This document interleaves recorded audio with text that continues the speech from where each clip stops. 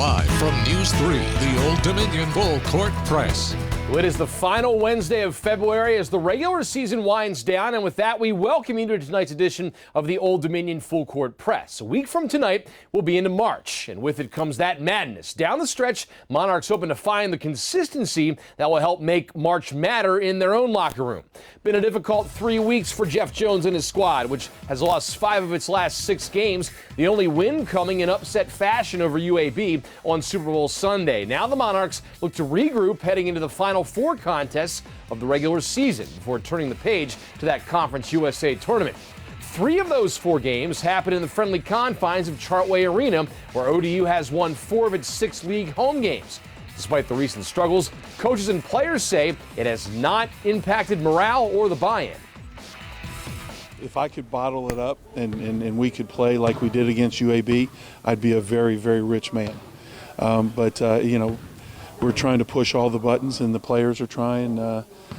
Sometimes it takes more time.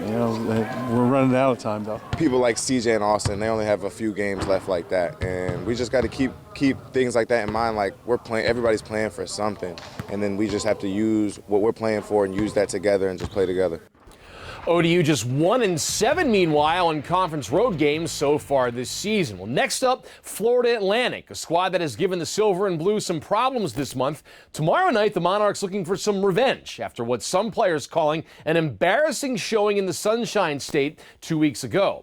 Not a pretty picture a couple weeks back in Boca Raton, an 81-62 Monarch loss, seeing 16 ODU turnovers lead to 24 OWL points. ODU finding itself in a 23-point halftime hole and could not find a rhythm.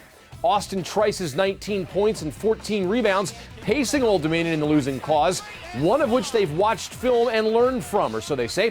FAU comes in on a 3-game losing streak while we've already addressed the Monarchs' struggles, but you'll find the good guys hungry for a little payback. They have to play at our arena. And we're going to play the game with the knowledge that they kicked our butts the last time. No ifs, ands, or buts about it. They outplayed us. They were tougher than us. We've been able to watch the film. We kind of beat ourselves, turn the ball over a lot. Those are all things that we can control. We control turning the ball over, good possessions, and we just got to play better transition D, and I feel like it'll be a different outcome next time. It was pretty embarrassing over there in Boca Raton, so I think I remember it personally, so I think we're all going to have to remember that one, and we got one for them. We'll see if that film work pays off tomorrow night. 7 o'clock tip-off tomorrow at Chartway. A quick update on Austin Trice. Jeff Jones telling us that he's hopeful the forward will play tomorrow night after hurting his ankle during Saturday's loss at Western Kentucky. Trice has been moving around on the ankle and taking part in practice yesterday. He's been the go-to guy since conference play starting, pacing the Monarchs in scoring and on the boards. Trice currently second in Conference USA in rebounding and is also second in the league in field goal percentage. We've hit the home stretch of the regular season schedule as we said, just 4 games left, 3 of them in Norfolk. After Florida Atlantic tomorrow, Florida International coming to town on Saturday. The Panthers representing ODU's lone conference road win. Final road game comes a week from tonight at Louisiana Tech, with the regular season finale next Saturday against Middle Tennessee.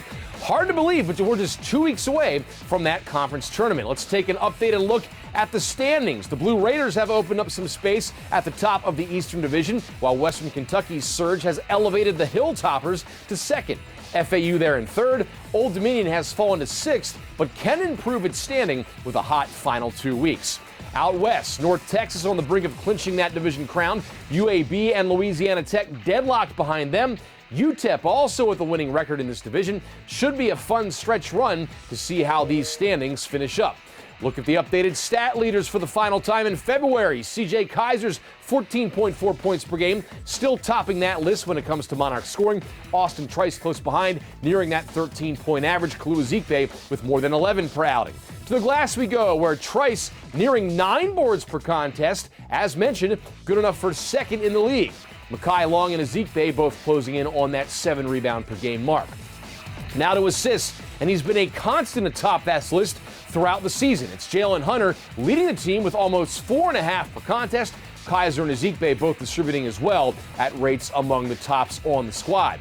For the second straight week, Long leads the team in steals per game, eclipsing 1.5 per contest. The senior proving to be Old Dominion's most well-rounded player as we near the end of the regular season. And we wrap up with time on the court.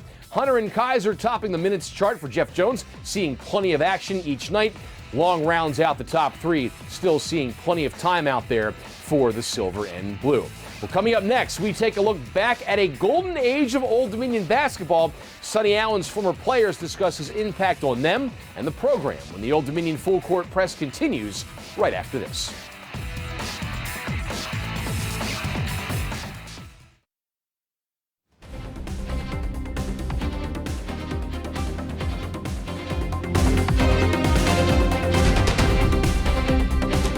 Live from News 3, the Old Dominion Full Court Press. Now, this spring, the late Sonny Allen, an ODU legend, will be inducted into the Virginia Sports Hall of Fame. But first, Megan Plain shows us how the former ODU men's basketball coach was on at a recent game as Allen's former players and family look back on his legendary career. Earlier this month, a handful of former Old Dominion basketball players returned to Norfolk, the home of some of their best memories. Over in the old field house where we played, the whole crowd was right on top of the court, and it was unbelievable. The time that I spent on this campus with my classmates, with my teammates, with my coaches, you just can't put it into words. Their return to campus is more than just revisiting their old stomping grounds. It was a chance to honor Sonny Allen, the man that brought them to campus in the first place. Gave me a great opportunity coming from West Virginia down here to play basketball. One of maybe 2 scholarship offers that I had. That's what he did. That's his legacy. He gave people chances. It was up to you whether or not you took advantage of it, but he gave you the opportunity. Allen did more than just give players opportunities. He broke color barriers along the way. In the 60s, Allen recruited Arthur Buttons Speaks to Old Dominion, becoming the first coach to add a black player to the roster of a primarily white Virginia team. I don't think the general public understands the impact that he had on Virginia basketball, breaking the color barrier. He was instrumental in bringing in black athletes to Old Dominion University and to the state of Virginia, and that's huge. And that, again, alludes to the type of person that he was. Sonny was just incredible. He always had your back, and he was like a father figure for us. It wasn't just off the court where Allen made a huge impact. He revolutionized fast break basketball and earned ODU its first men's basketball national championship in school history. His legendary career at Norfolk has also earned him a spot in the Virginia Sports Hall of Fame, where he will be enshrined April 30th. But first, ODU honors the Monarch great earlier this month on Sonny Allen Night, as former players and family gather to celebrate the life of the late ODU legend. Celebrate my dad's life with his Old Dominion Monarchs and the Thundering Herd. It really has brought a lot of joy to our family that'll last a lifetime. In Norfolk, Megan Plain, News 3 Sports. Thank you, Megan. That wraps up tonight's edition of the Old Dominion Full Court Press. Monarchs and Owls tip off at 7 o'clock tomorrow night at Chartway Arena.